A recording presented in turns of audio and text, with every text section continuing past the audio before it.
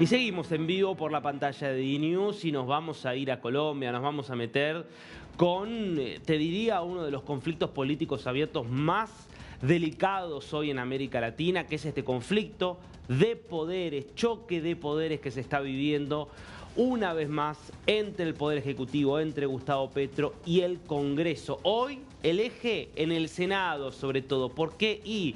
Porque es el Senado el que primero decidió tumbar originalmente la reforma laboral de Petro, una reforma, por cierto, bastante controversial, muy criticada por los empresarios, que argumentaban muchos empresarios que iba a provocar una baja en el nivel de empleo, probablemente porque exigía sobrecostos tan importantes para la contratación que iba a terminar provocando o desempleo o complicaciones graves para pequeños comercios, y que el Congreso, a través del Senado, primero había tumbado, que Petro había decidido ir por una consulta popular para que sea la gente la que decida si avanzar o no con la reforma. Esa consulta popular también fue tumbada la semana pasada por el Congreso, y entonces, en medio de una reacción muy enérgica y muy agresiva por parte del presidente, el Congreso empezó a tratar de vuelta a restituir el tratamiento de la reforma, claro, haciéndole enmiendas. Eso está pasando ahora en el Senado, pero Petro, no contento con eso, quiere insistir con la consulta popular. Por eso presenta una nueva serie de preguntas a las que se suman cuestiones vinculadas a la reforma de la salud y además amenaza con la calle. Esta fue parte de la manifestación que se vio ayer, una manifestación que empezó por la tarde, que fue realmente masiva, que siguió después, como vamos a ver en un ratito, por la noche. Ahora, yo quiero que veamos y escuchemos algunos de los mensajes que fue dejando Petro, que está subiendo la vara, que está jugando cartas cada vez más fuertes y que está dejando a Colombia cada vez más cerca de una crisis institucional. Porque justamente compartiendo este video, mirá el mensaje que ponía Petro cuando empezaba a formarse la multitud movilizada por el gobierno. Y despertaron al gigante dormido. Iré hasta donde diga el pueblo. Aún es tiempo que el Senado reaccione. Su función, como muy habitual los problemas graves de redacción del presidente, quiso decir sus funciones, o su función, y entonces le faltó la tilde, es representar al pueblo, no callar al pueblo. Bueno, como hacen todos los líderes populistas, como hacen todos los líderes plebiscitarios. Para Petro el pueblo no es la totalidad de los colombianos, no son los 50 millones de colombianos. Para Petro el pueblo es quienes se movilizan por él. Entonces es pueblo el que salió ayer a la calle, no es pueblo el que se manifiesta en contra, no es pueblo el que votó a muchos de los senadores que, representando a sus votantes, decidieron tumbar la reforma laboral, que es rechazada por muchos sectores de la sociedad colombiana. Son siempre estas dicotomías. Bueno, lo cierto es que este fue el comienzo de la manifestación continuó por la noche. Veamos algunas de las imágenes de lo que pasaba también a la noche en distintos puntos de Bogotá, pero también de otras ciudades importantes. Hubo una movilización muy fuerte en Barranquilla, allí fue donde estuvo el presidente, que siguió subiendo la apuesta con los mensajes que iba enviando a medida que avanzaba la manifestación. Porque fíjate el otro mensaje que publica un poquito después. Desde este momento se levanta el pueblo de Colombia. Estoy dispuesto al diálogo y al acuerdo, pero de tú a tú y con el pueblo levantado. ¿Qué significa se levanta el pueblo? Es una cosa muy particular. Es un presidente llamando a un levantamiento popular. Un presidente, insisto, que llama a que el pueblo se levante. Un levantamiento habitualmente se hace para tumbar a un gobierno. Cuando se habla de un alzamiento es justamente la idea de un pueblo o un sector de la población que se levanta en contra de un gobernante, de un soberano de un gobernante que lo está oprimiendo para tumbarlo. Bueno, Petro obviamente no quiere que lo tumben a él. ¿Pero qué está diciendo? Que el pueblo se está alzando contra el Parlamento. Eso es lo que está diciendo. Por eso el primer mensaje hablaba que el Senado escuche. Y dice, estoy dispuesto a dialogar. Ahora, casi que está diciendo, yo me siento a negociar con la pistola en la mano. ¿Cuál es la pistola? La calle. Prácticamente como lo ha hecho en otros momentos de su gobierno, Petro diciéndole a los senadores, denme lo que yo quiero, porque si no me dan lo que quiero voy a incentivar a la gente a levantarse, a causar caos y ustedes van a tener que hacerse responsables de eso. Como si no fuera presidente. Es muy particular esta característica de un presidente que a veces actúa como líder opositor de sí mismo. Ahora, después habló justamente el presidente colombiano y amenazando con esta idea del levantamiento, llegó a plantear la posibilidad de una huelga indefinida y de apoyar una huelga indefinida. Escúchalo. La oligarquía de Colombia debe saber que ahora tiene al pueblo enfrentado porque no fue capaz de dialogar con el presidente y hacer un acuerdo.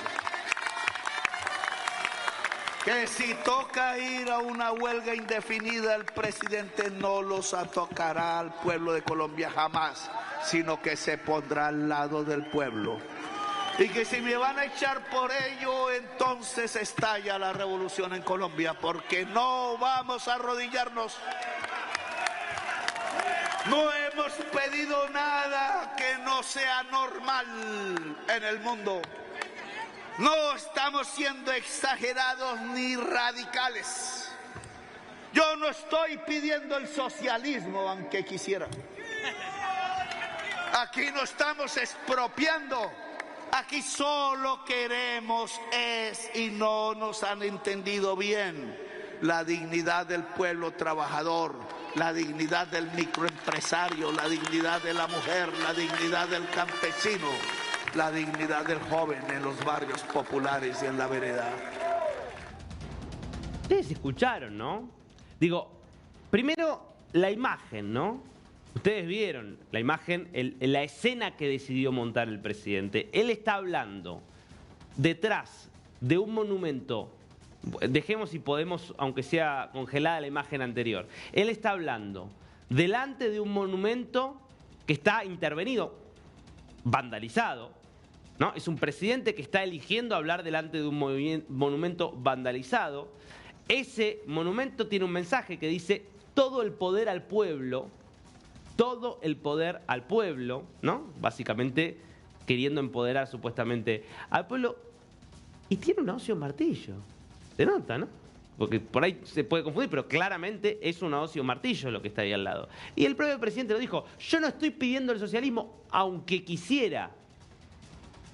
¿Por qué no hizo campaña diciendo que él prácticamente estaba pretendiendo ser el socialismo del siglo XXI en Colombia? Porque ustedes vieron que lo que estamos viendo en esta etapa final del gobierno de Petro es una emulación de Chávez, pero realmente llamativa. Lo vimos con la ceremonia que hizo antes con la espada, todo vestido de rojo, y además amenazando con una revolución.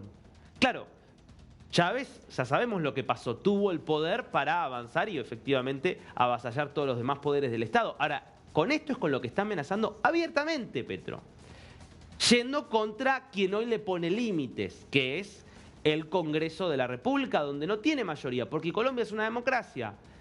Y él se presentó con su partido, el Pacto Histórico, y sacó una determinada cantidad de bancas, pero los otros partidos sacaron muchas bancas también, votados por la gente.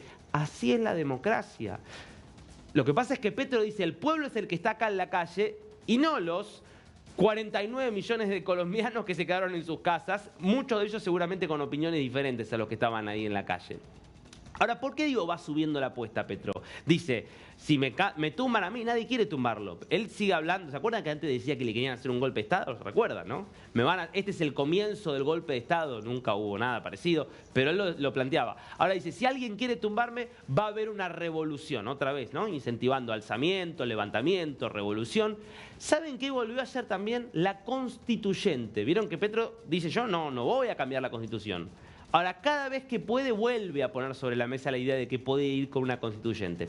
Ayer no lo dijo él directamente, pero eligió repostear en su cuenta de X palabras de una senadora, precisamente del Pacto Histórico de su partido, la senadora Clara López Obregón, que fíjate lo que escribía. Ahí lo pueden ver, Gustavo Petro reposteó, que no se equivoquen, el proceso constituyente está empezando.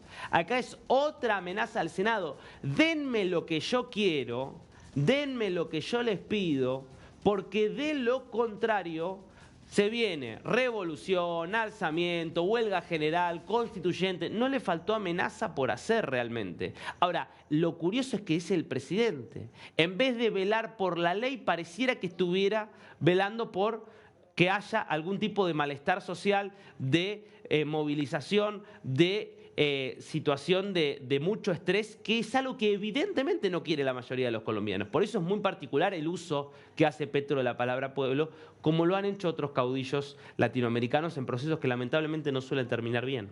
Ahora, decíamos, ¿contra quién se alzaría el pueblo? Contra él no, que es el presidente. En definitiva, él está amenazando con usar la gente en contra de aquellos poderes que le ponen límites. Hoy es el Senado. Podría ser la justicia mañana. Digo, esa es la división de poderes. Es la democracia. Poder ejecutivo, votado directamente. El poder legislativo, también votado directamente, pero con la posibilidad de que haya distintos partidos con distinta representación, a diferencia de la presidencia, que tiene que ser uno solo.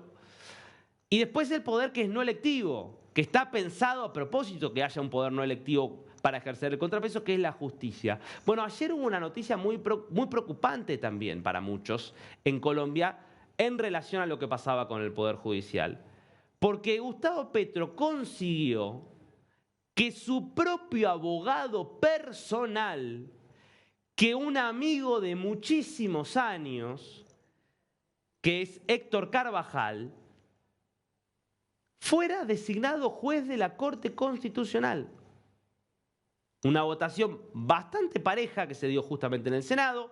Había que llenar una vacante. Recuerden, son 9 jueces los que tiene la Corte Constitucional en Colombia. Y en una votación realizada anoche, Petro consiguió los votos para Carvajal, que entonces va a ser hoy uno de los que va a tener que tomar decisiones que quizás tienen que ver precisamente con estos desafíos que está haciendo Petro a el orden constitucional. ¡Qué paradoja!, ¿no? Por un lado, la calle. Por otro lado, bueno, vamos sumando aliados en los otros poderes, en este caso en la justicia. Veamos el momento en el que era nombrado, en el que era elegido, después de que terminara el proceso de votación.